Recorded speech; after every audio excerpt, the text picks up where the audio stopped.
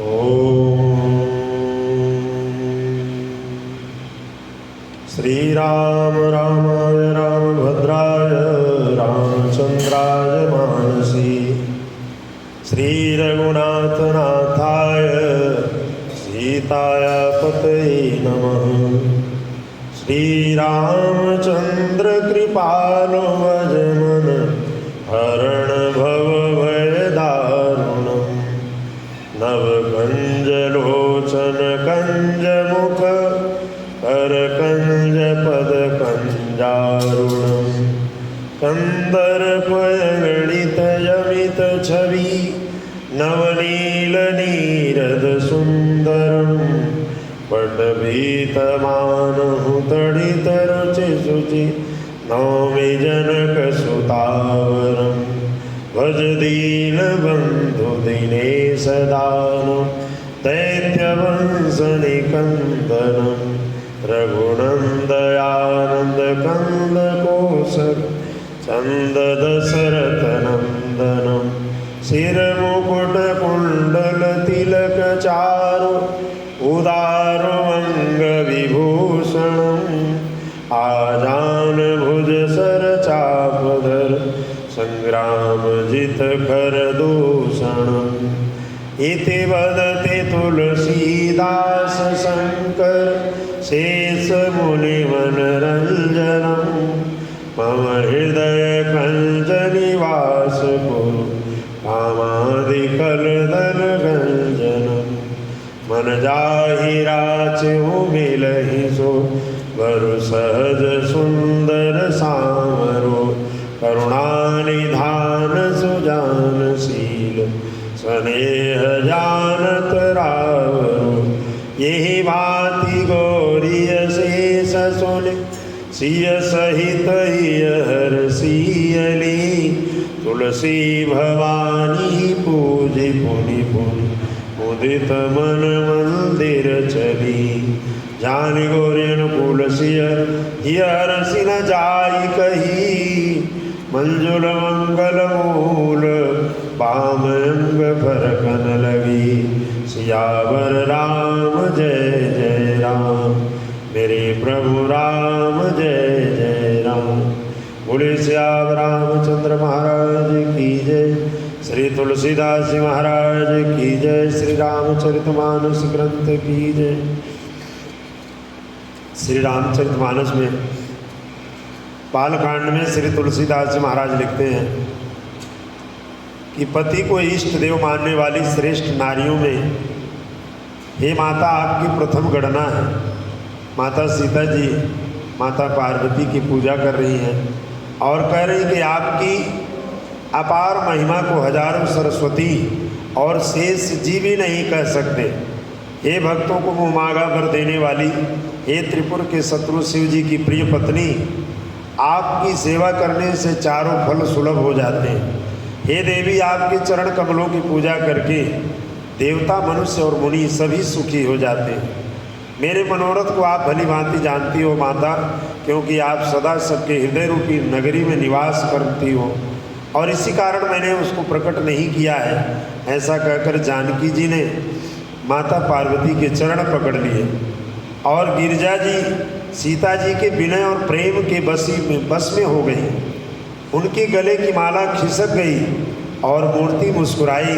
सीता जी ने आदरपूर्वक उस प्रसादी माला को सिर पर धारण किया और गौरी जी का हृदय हर्ष से भर गया और वे बोली कि हे सीता, हमारी सच्ची आशीष सुनो, तुम्हारी मनोकामना पूरी होगी। सुन सिय सत्य आशीष हमारी, पूजहि मन कामना तुम्हारी।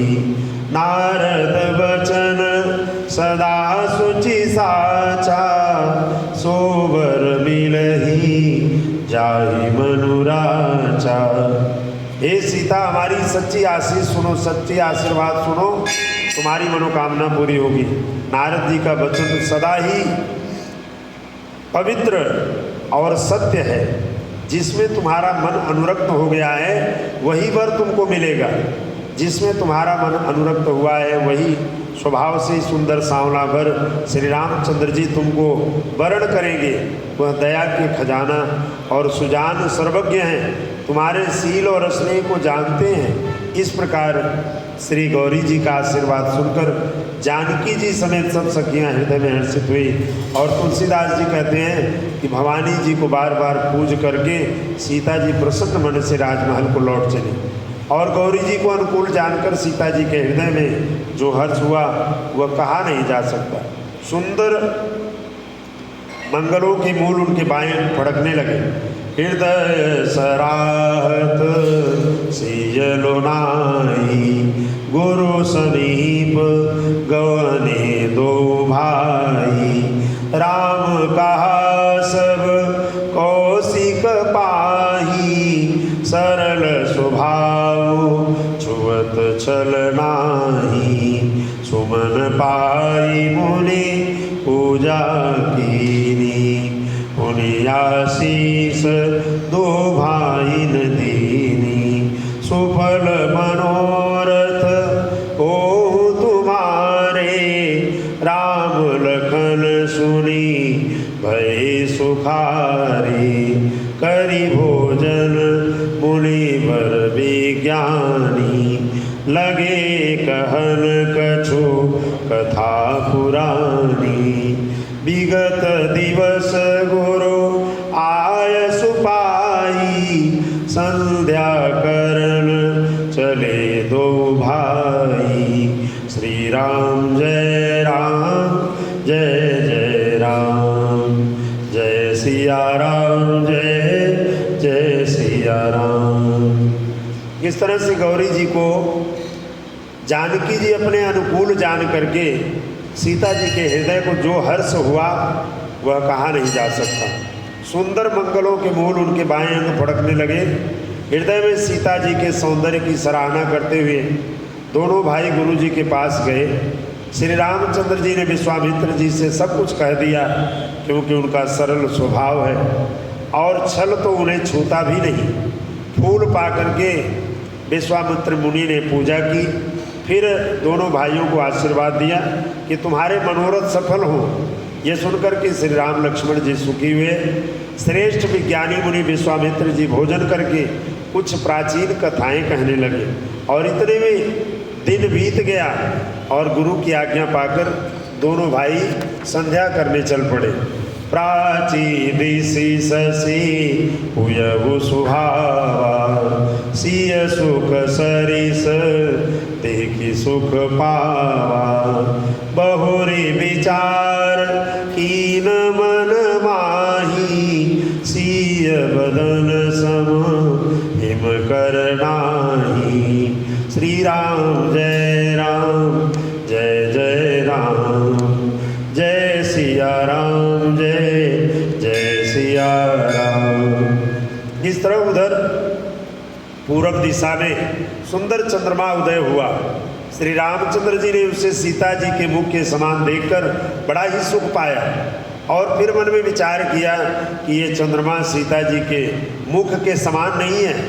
जन्म सिंधु पुलि बंधु विषु, दिन मलिन सकल अंक। सिय मुख समता पावकी में, चंदु बापुरो रंक। सियावर राम जय जय राम, मेरे प्रभु राम जय जय राम। खारे समुद्र में तो इसका जन्म हुआ है, फिर उसी समुद्र से उत्पन्न होने के कारण विष इसका भाई है और दिन में यह मलिन शोभाहीन निस्तेज हो जाता है और कलंकी काले दाग से युक्त है। बेचारा गरीब चंद्रमा सीता जी के मुख की बराबरी कैसे कर सकता है। घटई बढ़ई बिरहीन दुखदाई, ग्रसई राहु निज संधि पाई। कोक शोक प्रद पंकज द्रोही, अवगुण बहुत चंद्रमा तोही। वैदेही मुख पट तर दीने, होई दोष बड़ अनुचित कीने। सिय मुख छवि विदु ब्याज बखानी, ही चले निशा बड़ी जानी। करि मूलि चरण सरोज प्रणामा, आय सुपाई कीन विश्रामा। विगत निशा रघुनायक जागे, बंधु बिलोकी कहन यस लागे। उयऊ अरुण अवलोकहु ताता, पंकज कोक लोक सुखदाता। बोले लखन जोरी जुग पाणी, प्रभु प्रभाव सूचक मृदुबानी। श्री राम जय राम जय जय राम, जय सिया राम जय जय सिया राम। इस तरह से भगवान राम ने चंद्रमा की समता माता के मुख से की, जानकी जी के मुख से की। और फिर चंद्रमा की बराबरी कैसे कर सकता है, फिर वो घटता बढ़ता है और विरहिणी स्त्रियों को दुख देने वाला है। राहु अपनी संधि में पाकर इसे डसता भी है। चकवे को चकवी के वियोग का शोक देने वाला और कमल का वैरी चंद्रमा। हे चंद्रमा, तुझ में बहुत सी अवगुण हैं जो सीता जी में नहीं है, अतः जानकी जी के मुख की तुझे उपमा देने में बड़ा अनुचित कर्म करने का दोष लगेगा। इस प्रकार चंद्रमा के बहाने सीता जी के मुख की छवि का वर्णन करके बड़ी रात हो गई। ऐसा जान करके श्री राम जी गुरु जी के पास चले और मुनि के चरण कमलों में प्रणाम करके आज्ञा पाकर उन्होंने विश्राम किया। रात बीतने पर श्री रघुनाथ जी जागे और भाई को देखकर ऐसा कहने लगे, हे तात, देखो कमल, चक्रवाक और समस्त संसार को सुख देने वाला अरुणोदय अर्थात सूर्योदय हुआ है। लक्ष्मण जी दोनों हाथ जोड़कर प्रभु के प्रभाव को सूचित करने वाली कोमल वाणी बोले, ये अरुणोदय सकुचे कुमुद उडगन ज्योति मलिन, जिमि तुम्हार आगमन सुनी भये नृपत बलहीन। सियावर राम जय जय राम, मेरे प्रभु राम जय जय राम। नृप सबन कत करहि उजियारी, तारी न सकहि चाप तम भारी। कमल कोक मधुकर खगनाना, हर से सकल निसाय वसाना। ऐसे ही प्रभु सब भगत तुम्हारे, हुई हैं टूटे धनुष सुखारे। उयो भानु बिनु श्रम तम नासा, दूरे न कत जगते जु प्रकाशा। रवि निज उदय व्याज रघुराया, प्रभु प्रताप सब निपन दिखाया। तब भुजबल महिमा उद्घाटी, प्रगटी धनु विघटन परिपाटी। बंधु वचन सुनी प्रभु मुस्काने, कोई सुचि सहज पुनीत नहाने। नित्य क्रिया करी गुरु पही आए, चरण सरोज सुभग सिर नाए। सतानंद तब जनक बुलाए, कौशिक मुनि पही तुरत पठाए। जनक विनय तिन आई सुनाई, हर से बोली लिए दो भाई। श्री राम जय राम जय जय राम, जय सिया राम जय जय सिया राम। सतानंद पद बंदी प्रभु बैठे गुरु पही जाई। चलो तात मुनि कहो तब पठवा जनक बुलाई। सियावर राम जय जय राम, मेरे प्रभु राम जय जय राम। इस तरह सब राजा रूपी तारे उजाला मंद प्रकाश करते हैं, पर वे धनुष रूपी महान अंधकार को हटा नहीं सकते। रात्रि का अंत होने से जैसे कमल, चकवे, भंवरे, नाना प्रकार के पक्षी हर्षित हो रहे हैं, वैसे ही हे प्रभु आपके सब भक्त धनुष टूटने पर सुखी होंगे। सूर्य उदय हुआ, बिना ही परिश्रम अंधकार नष्ट हुआ, तारे छिप गए, संसार में तेज का प्रकाश हुआ। हे रघुनाथ जी, सूर्य ने अपने उदय के बहाने सब राजाओं को आपका प्रताप दिखलाया और आपकी भुजाओं के बल की महिमा को उद्घाटित करने, खोल कर दिखाने के लिए धनुष तोड़ने की यह पद्धति प्रकट हुई। भाई के वचन सुनकर प्रभु मुस्कुराए। फिर स्वभाव से ही पवित्र श्री राम जी ने सबसे निवृत्त होकर स्नान किया और नित्य कर्म करके गुरु जी के पास आए। आकर उन्होंने गुरु जी के सुंदर चरण कमलों में सिर नवाया। तब जनक जी ने सतानंद जी को बुलाया। उन्होंने तुरंत ही विश्वामित्र मुनि के पास भेजा और उन्होंने जाकर के जनक जी को विनती सुनाई। विश्वामित्र जी ने हर्षित होकर दोनों भाइयों को बुलाया। सतानंद जी के चरणों में वंदना करके प्रभु श्री रामचंद्र जी गुरु जी के पास जा बैठे और तब मुनि ने कहा, हे तात चलो, जनक जी ने बुलावा भेजा है।